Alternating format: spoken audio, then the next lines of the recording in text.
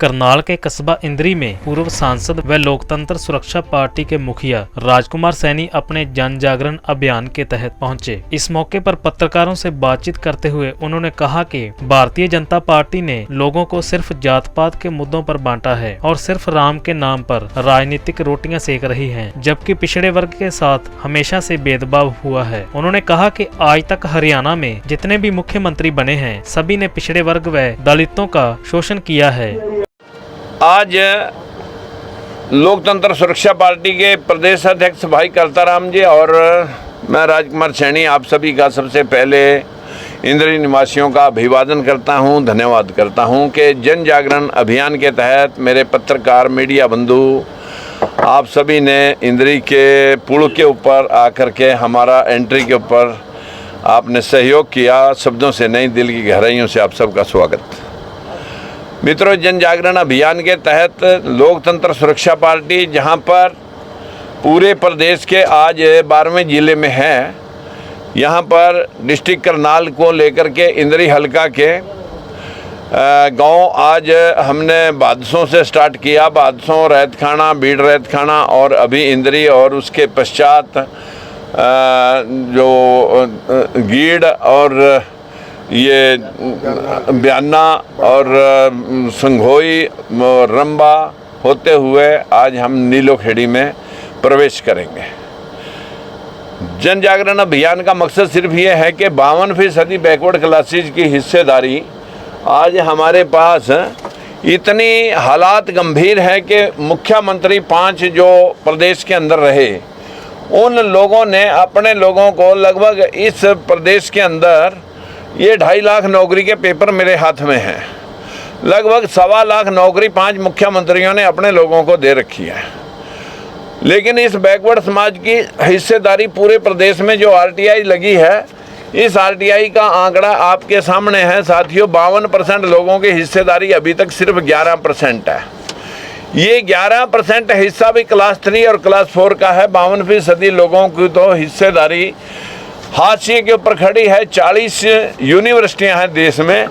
1 अप्रैल 2018 तक एक भी प्रोफेसर, एसोसिएट प्रोफेसर देश में नहीं है।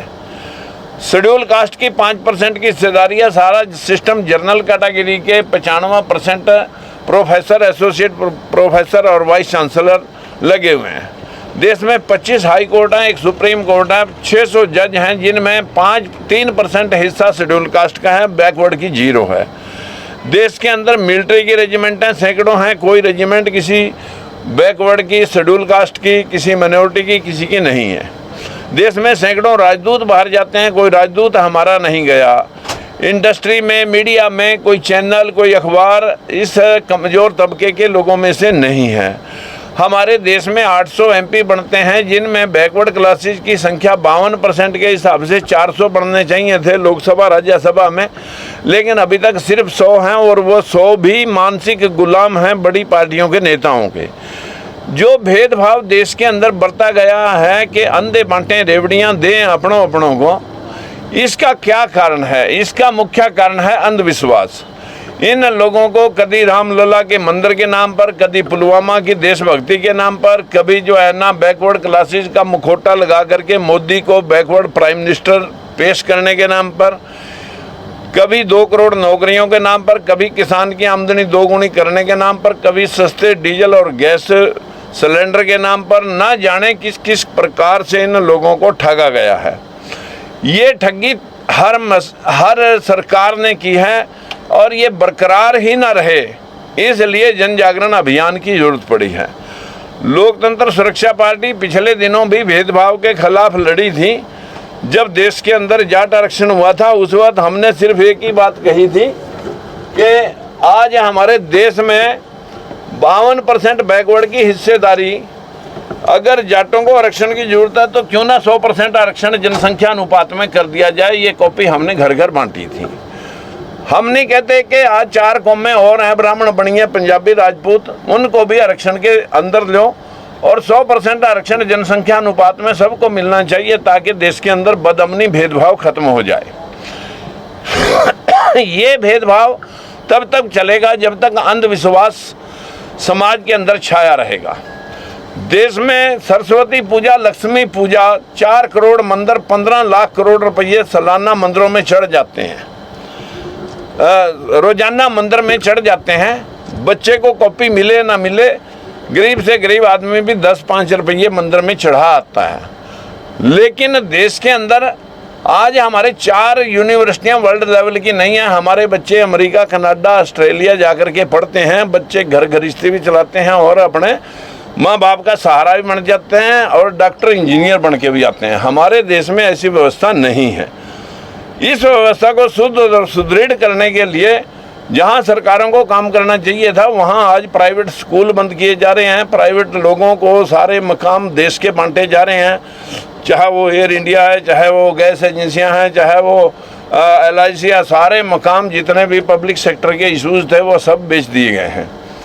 देश में जो दिखाया कुछ और जा रहा है, किया कुछ और जा रहा है। यही जन जागरण लेकर के आज देश के अंदर जगह जगह सरस्वती पूजा, लक्ष्मी पूजा, अगर सरस्वती पूजने से ज्ञान और लक्ष्मी पूजने से देश में धन मिलता, इन लोगों को धन मिलता, तो पूरा देश हमारा अमीर होना चाहिए था, जिसमें 33 करोड़ देवी देवता हैं।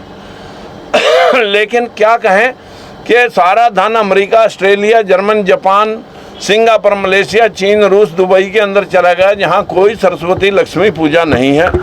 लेकिन हमारे देश में अंधविश्वासी बना करके ढोल गवार, शूद्र, पशुनारी, सकल ताड़ना के अधिकारी, इस व्यवस्था का निर्माण जो देश में हुआ, जो धर्म का धंधा है, देश को धर्म के नाम पे ठगा जा रहा है।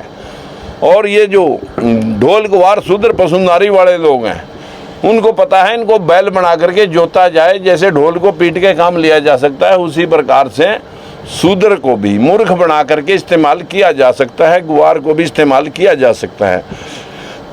इसी जन जागरण को लेकर के लोकतंत्र सुरक्षा पार्टी आज इंद्री के अंदर आप सब भाइयों के सम्मुख आई है और हम प्रार्थना करते हैं कि जागो, तर्कवादी बनो, कि सूर्य को कोई निगल नहीं सकता, धरती में से बच्चे निकल नहीं सकते, और ना ही हाथी की गर्दन किसी व्यक्ति के सर पर लगाई जा सकती है, और ना ही 10 सिरों वाला कोई व्यक्ति हो सकता है।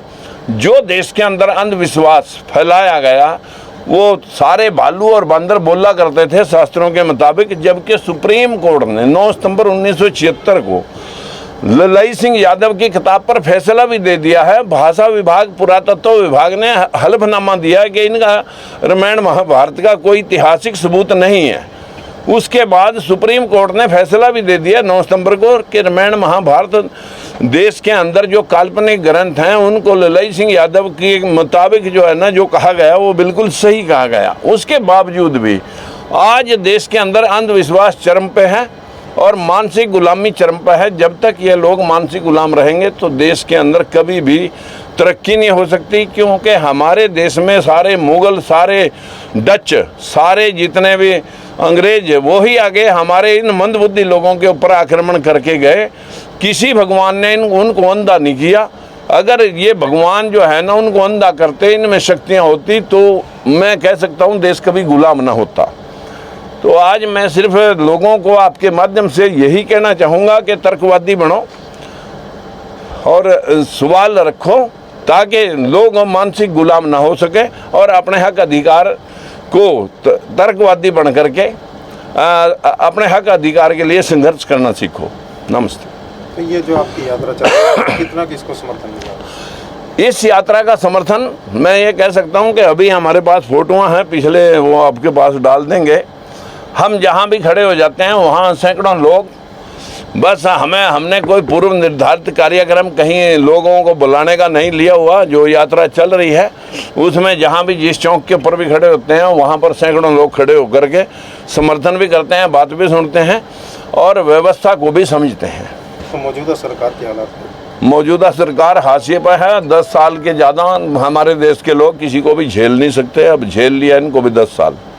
तो सरपंचों के साथ भी विवाद चल रहा है। देखिए, वो तो 4 दिन पहले किसान पिटे थे, 1 साल तक किसान पिटे, उसके बाद कर्मचारी पिटे, अब सरपंच पिटे। सरपंच थोड़ा पिटा है, सरपंच पूरा गांव पिटा है जिसने वो सरपंच बनाया था। एक किस्म से वो जनता का जो नुमाइंदा है, अगर उसको पिटा गया तो किस्म से गांव के लोगों को पिटा गया है। सरकार की मंशा क्या लगती है?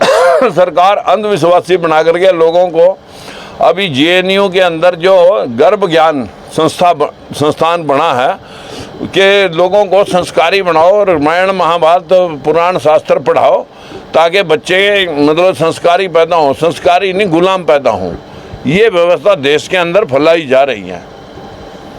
तो ये जो जन जागरण यात्रा है आपकी पूरे हरियाणा में जाएगी? ये पूरे हरियाणा के आज 12वें जिले में है और हम सभी जिलों में 31 मार्च तक कवरेबल करेंगे। तो आप रामायण का और महाभारत का भी विरोध?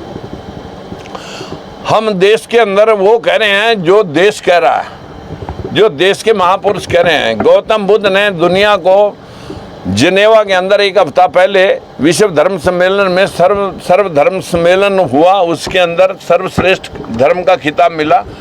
धर्म वो है जो सर्व कल्याणकारी हो, सबको समानता प्रदान करता हो, मानस मानस में भेदभाव ना करता हो।